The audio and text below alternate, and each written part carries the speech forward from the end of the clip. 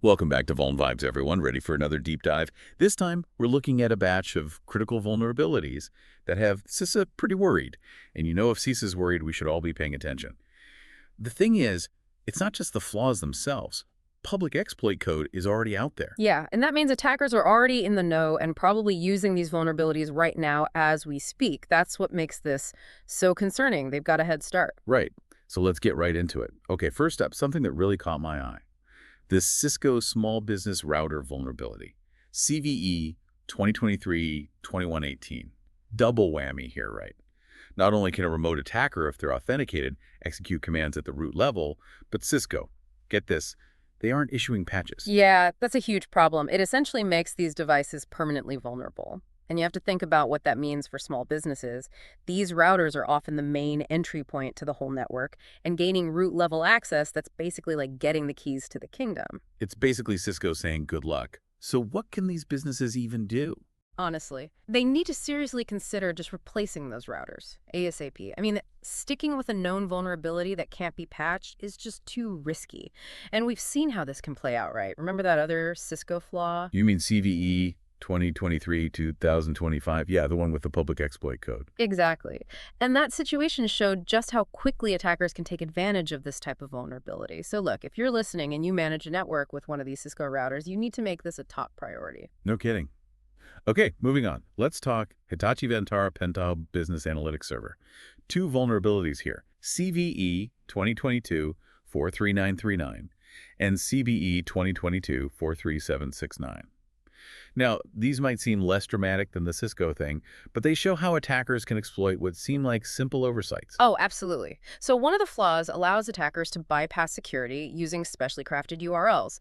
Think about a link that looks harmless but takes you to a compromised site. The other one lets them execute code through a feature that's actually meant for web services. Hold on. So they can hijack a legitimate feature and use it to inject malicious code. That's right. And to make things even worse, both of these vulnerabilities have proof-of-concept exploits that are publicly available.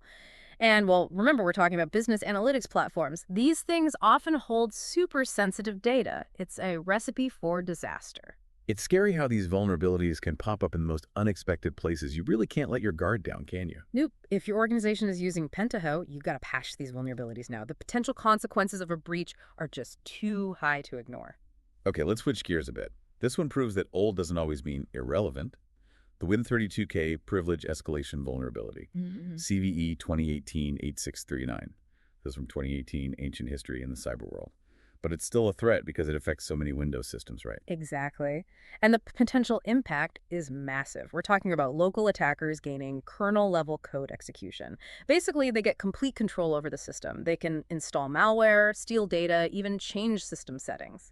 So even if a vulnerability's been around for a while, if it's still present in systems that are widely used, attackers will definitely try to exploit it. It just shows how important it is to keep up with patches, even for older systems. 100%. You can't just assume that a system is safe because it's old or because a vulnerability has been known for a long time.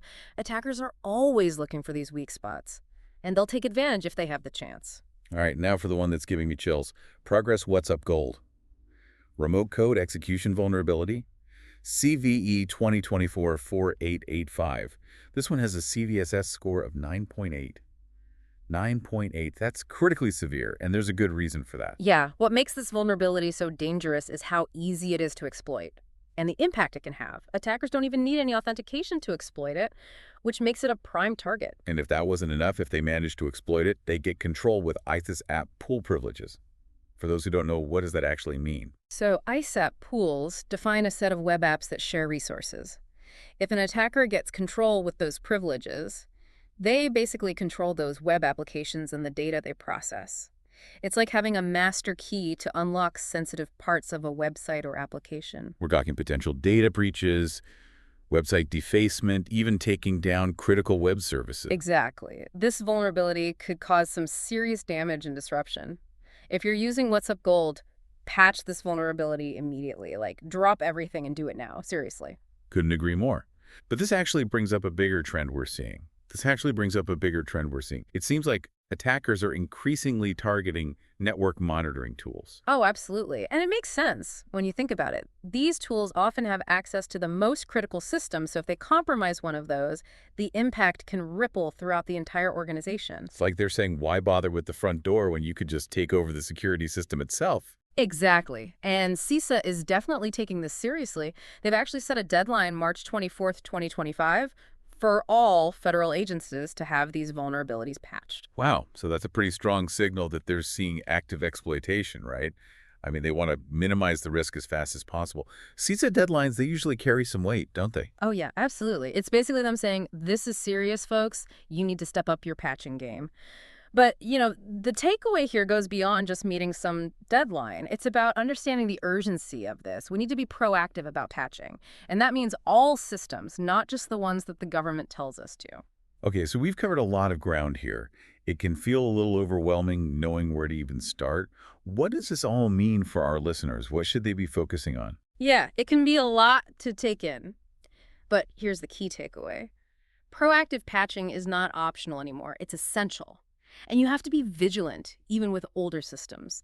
You can't just assume that because it's old, it's safe. Attackers are always looking for the easiest way in. And a lot of times that means going after systems with known vulnerabilities that haven't been patched. It's like that saying, a chain is only as strong as its weakest link, right?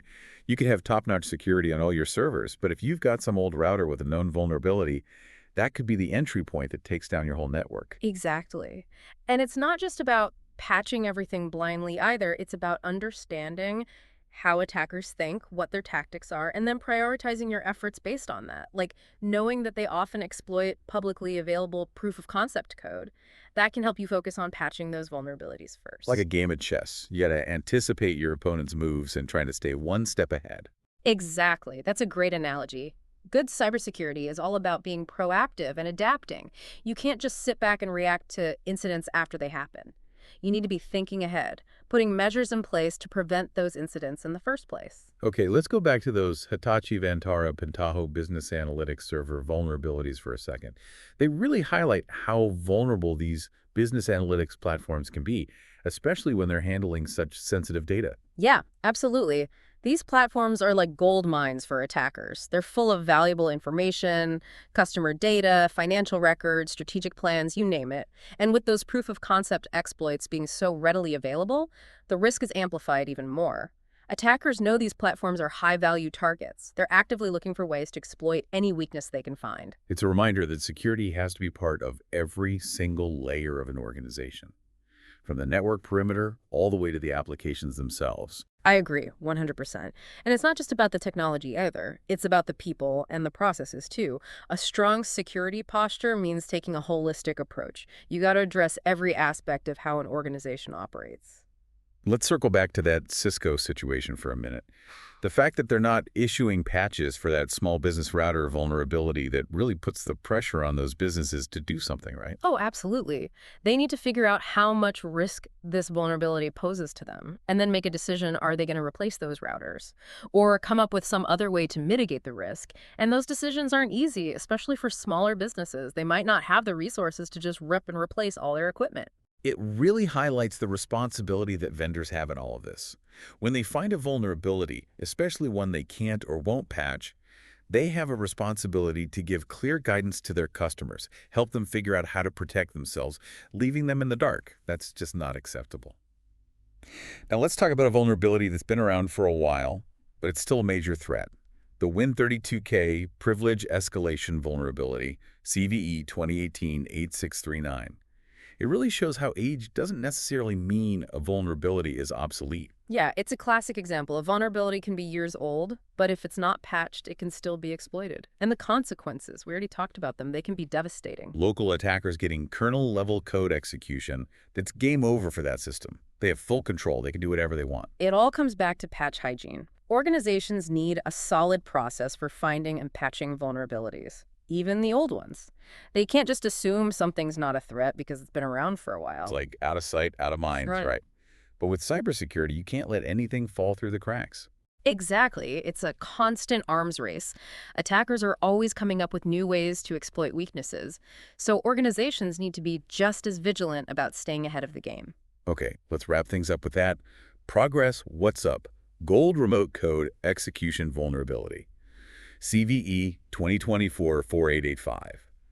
This one is a real doozy. It's amazing, actually, just how easy this one is to exploit. No authentication needed. That means attackers can just waltz right in and take control of affected systems with almost no effort at all, like leaving your front door wide open with a welcome mat out. And with a CVSS score of 9.8, well, that pretty much says it all. This vulnerability is a huge deal. It really shows just how important it is to secure those network monitoring tools. They often have privileged access to all sorts of critical systems, so if one of them gets compromised, the whole organization could be affected. So after this deep dive into all these critical vulnerabilities, what's the one big takeaway for our listeners? What should they really be focusing on? It all comes down to this. Proactive patching is absolutely essential. Organizations need to have a really solid patch management process in place, one that makes sure all their systems are up to date with the latest security fixes. No exceptions. And it's not just about patching either. It's about understanding the threat landscape. What are the attackers up to? What are their tactics? And then how do you adapt your security posture accordingly? Absolutely. You got to stay informed about the latest vulnerabilities, the new attack trends, all of it. Knowledge is power, especially in cybersecurity. Things are changing all the time. It's like having a good security awareness program, right? Yeah. You're not just relying on technology, you're getting everyone involved, making sure they're part of the solution. Right, exactly. Security is everyone's responsibility. The more people understand the threats and how to deal with them, the better your overall security posture is going to be. That actually brings up an interesting question for our listeners. What seemingly minor vulnerabilities might be hiding in your own environment? And how can you deal with those before they turn into big problems? That's the question, isn't it? It's not enough to just react to things as they happen. You gotta constantly be assessing your systems, looking for those weak spots, and taking steps to fix them before someone else can exploit them. So it's about being proactive, staying informed, and making sure everyone is aware of the importance of security. Couldn't have said it better myself. Well, that about wraps up our deep dive into critical vulnerabilities. Stay vigilant out there, everyone. Stay informed, and most importantly, stay secure. Until next time.